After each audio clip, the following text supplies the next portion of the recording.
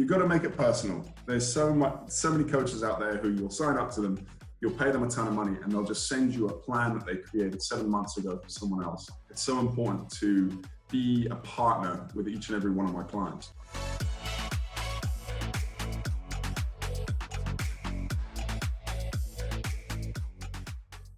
Hey everyone, welcome to Virtual Coffee Break with Bublup. I'm your host, Krista, and today I am interviewing fitness coach or lifestyle and fitness coach, Stacey Quick.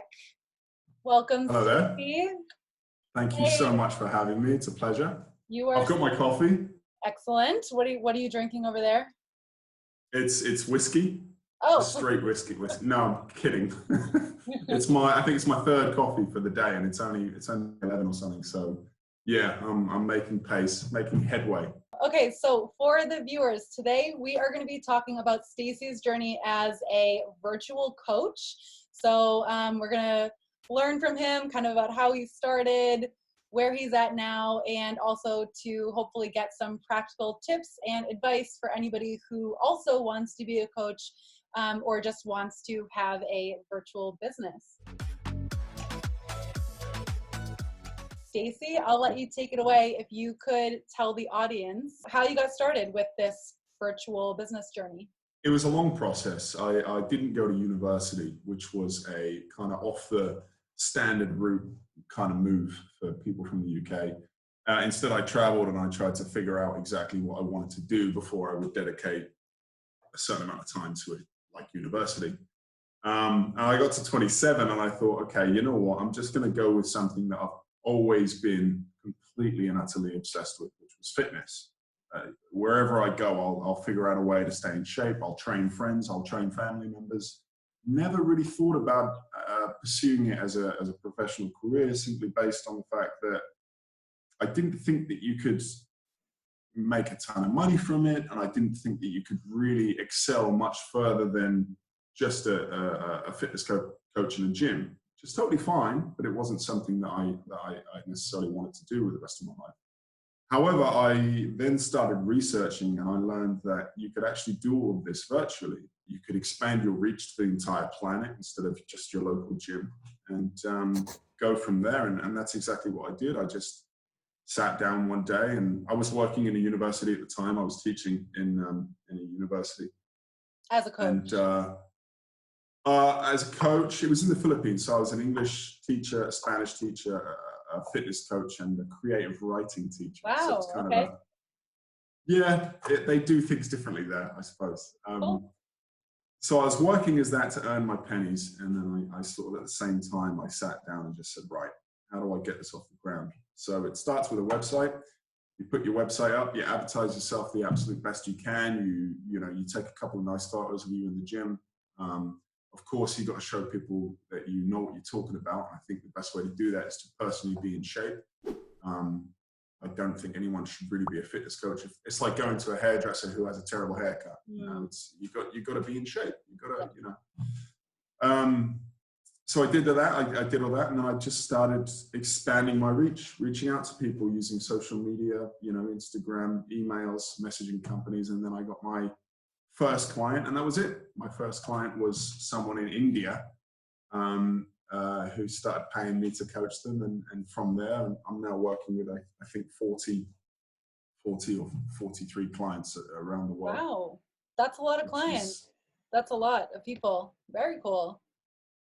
Well, you can manage it. I think that if you work in a gym, it's hard to manage that because 43 clients means a minimum of 43 hours in the gym, and that doesn't include planning and meal prep and things like that. But when it's online, you can really micromanage.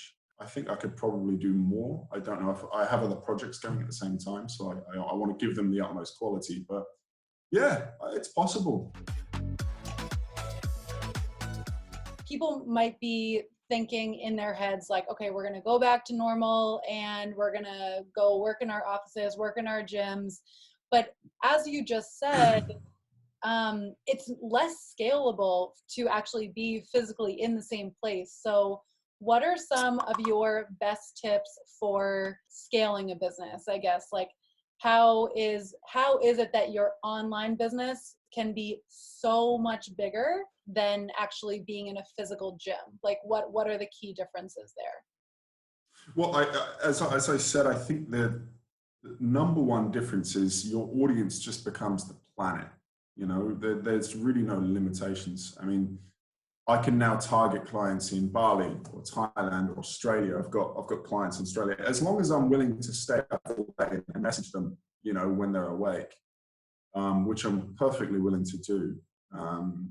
Your reach is the planet, and it's very hard to find someone who doesn't want to be in shape. You know, everybody kind of wants to be healthy and live longer and eat well and within reason. And I think your clientele base is really just the planet, as opposed to when you're in a gym, it's really just limited to the members of the gym or even those who are in your community. Yeah, your local area. Mm-hmm. But then I'm going to throw something else out there. Look what happens when a global pandemic breaks out and people can't go to the gym. What am I? If I'm a trainer in a gym, what do? I stay at home. So I think the online coaching world, if done correctly, is going to be really, really successful. It's the next biggest thing when it comes to fitness. I believe. But you've got to make it personal. You've got to make it personal. There's so many coaches out there who you'll sign up to them. You'll pay them a ton of money and they'll just send you a plan that they created 7 months ago for someone else. Mm-hmm. And there's just zero personality. It's so important to be a partner with each and every one of my clients. I'm there with them, walking them down that path. I mean, they're the superhero, I'm just the cape, if that makes sense. Like, this is what you do, this is how you do it, and the goal is there. And of course, so we talk every day and send memes and voice messages, and it's got to be personal. People want personality. People want that one-to-one connection. Do you have any like logistical tips for anybody who maybe they're already a coach and are looking for different ways to be communicating with their clients, or different things that they can offer their clients as extra value? Because so maybe a lot of coaches are just, they think, well, if I'm not in the gym, then what am I doing instead? So what are some other kind of logistical things that you can suggest? With the way the world is, it's so much easier to communicate with people virtually using your phone or how we're doing it now. And I think that regardless of what type of coach you are, providing content, interesting content for clients all the time is super important. So every week, for example, I update my clients' calendars on their workout platform, workoutlabs.com. It's an amazing company that I use to upload my workouts, create my workouts, and assign them to my clients where they can access them on any device. But additionally, I like to send out every week, a fitness tip, which is some sort of piece of advice, how to count calories, what is protein, what is a calorie, how to fix your lower back pain. I like to send additional challenges, so workout challenges that people can do in about 5 minutes, just something additional, and additional recipes. And what I do is I used to send them through WhatsApp, but now with Bublup, I just upload them straight into the Bublup folder. My clients all have the app and they can get the notification that there's been an update, and they're like, sweet. They open it up and it's an article on how to get enough sleep or how to make sure you're drinking enough water and things like that. So I think just any coach should make it their ultimate goal to provide content, solid content, not just nonsense, but solid content that people will use. Makes a lot of sense. Stacey, it sounds like what you're doing is basically whatever you used to be doing with your emails and your messages and sending links and files and whatnot, you really can just put everything together in a simple folder for your clients and then just share that with them. And the best thing about it is I lose my phone all the time. It's a nightmare. Oh, and I mean, no. Oh, it's stress. I think this is about, in the last 2 years, it's the 4th phone. I'm one of those. But it's nice. Or I sit on it, it's just ridiculous. But it's nice to know that if that happens to me or any of my clients, they can get a new phone or go online and they can just access their Bublup folder all the content's still there. The problem is I used to lose my phone and all my content's gone, all my PDF files. And now it's in the cloud, sitting in my little Bublup folder where my clients can access it 24/7. It's perfect. It sounds like the folders are offering really tremendous value for your clients. And if that's kind of the takeaway from your message, I mean, to me that makes perfect sense. It's just another way that you can change the game with coaching, from physical clients to your virtual clients. Well, that's absolutely. And the thing is with physical coaching is you've got an hour with your client, maybe a week. And that's just not enough time to warm up, cool down, getting a workout, talk about nutrition, talk about problem. With working online, you've got all week, you know, you can just kind of, hey, I've got a question, no problem. You talk to them, oh, can you send me a new recipe plan? Yeah, no problem, it's done. You know, it's just accessibility. And I think that's what people are looking for. And again, Bublup helps that. I can now upload the client's plans, meal plans straight to their folder.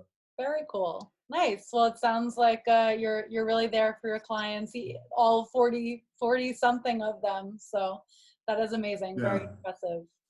But I wish we had time to talk more, but we're kind of over our time limit. So I'm going to wrap up, but Stacey obviously has a lot more to say. He's got a lot more experience with coaching and so much. So next time. If anybody has any questions for Stacey, or for you, because I'm talking to you, what is the best way for them to reach out to you? Well, I actually only deal by post letters, so I'll have to give my address. Not a carrier pigeon? Carrier pigeon, yeah. Okay. I used to go with that, but they kept getting eaten. modern man. Got it. Unfortunately. No, mustardfitness.com is my website. So Mustard Fitness, you can ask me about that name when you contact me. It's all right. Funny story, like but mustardfitness.com is me. Cool. All right, Mustard Fitness, everybody. There you have it. Information and advice on how to start your own virtual coaching business. And just get organized and provide value for your clients online. So thank you so much, Stacey, for joining. It was so fun having you, and we'll talk soon. Cheers. It was an absolute pleasure. Cheers. Cheers.